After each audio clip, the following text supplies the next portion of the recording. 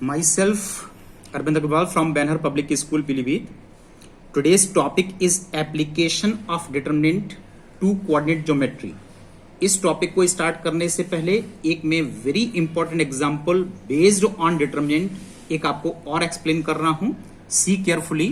This delta base r, this determinant is given to you. Show that sigma r is equal to 1 to n delta r is equal to constant. Solution is using the properties of determinant we want to calculate. ये हमको show करना है sigma r is equal to 1 to n delta r by taking sigma in both sides. यहां पर देखिए delta R में मैंने sigma notation use किया है, लेकिन यहां पर वेरिएबल केवल आर है. तो जो आर वाला रो है उसमें आप सिग्मा को यूज कर सकते हैं. ये एक्स वाई जेड कॉन्स्टेंट है because does not depend upon r, और ये 2n-1 ये कांस्टेंट है because does not depend upon r. इसके बाद हमने इसकी वैल्यू को कैलकुलेट किया है. Sigma r is equal to 1 to n 2r-1. इसमें आर की वैल्यू को 1 से n तक यूज कीजिए. Then 2^0 plus 2^1 and so on 2n-1. ये जीपी है. जीपी के कंप्लीट n टर्म्स हैं. तो जीपी के n टर्म्स का फॉर्मूला है Sn is equal to ar^n-1 upon r-1. इस फॉर्मूले को यूज करके इसकी वैल्यू को कैलकुलेट कीजिए 2^n-1. Similarly sigma r is equal to 1 to n 2 into 3^r-1. इसमें भी आर की वैल्यू n तक यूज कीजिए.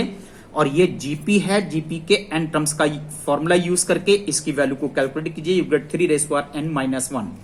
सिमिलरली हम इसकी वैल्यू को भी जीपी को यूज करके कैलकुलेट कर सकते हैं.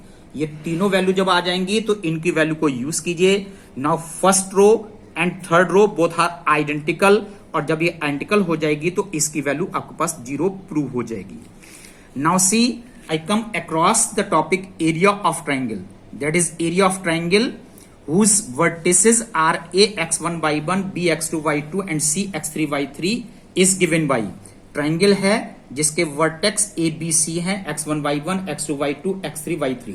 ये आपने क्लास 10th में स्टडी किया है. Triangle is equal to area of triangle is equal to half. This is the area of triangle. लेकिन इतने फॉर्मूले को हम डिटरमिनेंट में कन्वर्ट कर सकते हैं. That is half.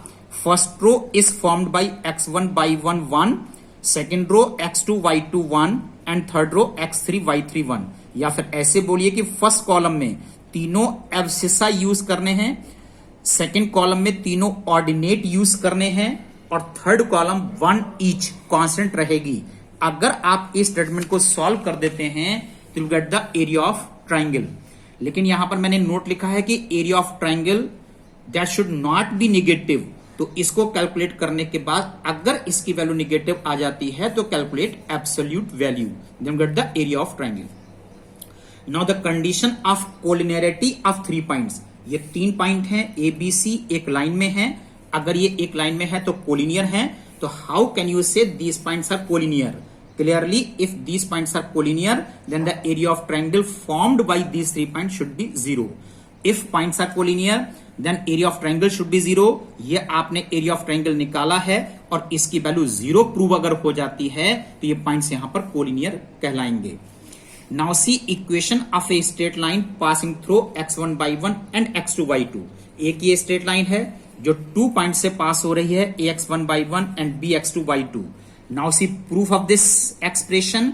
Let a point P x y on the same line. Then there are 3 points P A B.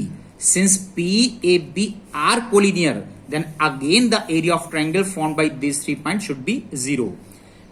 Therefore area of triangle PAB should be 0. This is half. अब इन 3 point की abscissa x, x1, x2, इन 3 point के ordinates by 1 by 2 and third column 1 each is equal to 0. इसको solve कीजिए. 1/2 से आप cross multiply करके इसको इक्वल टू 0 बना सकते हैं. इसको सॉल्व कीजिए तो ax plus by plus c is equal to 0. इस फॉर्म में आपको इस स्ट्रेट लाइन का इक्वेशन मिल जाएगा. That's all today.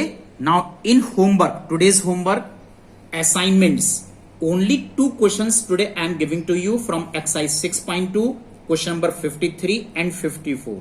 मुझे लगता है कि ये एक्सरसाइज आप लोगों की कंप्लीट हो चुकी है। नेक्स्ट टॉपिक मैंने आपको एक्सप्लेन किए हैं, कल मैं आपको इन टॉपिक्स पर बेस्ड असाइनमेंट होमवर्क में दूंगा। That's all today.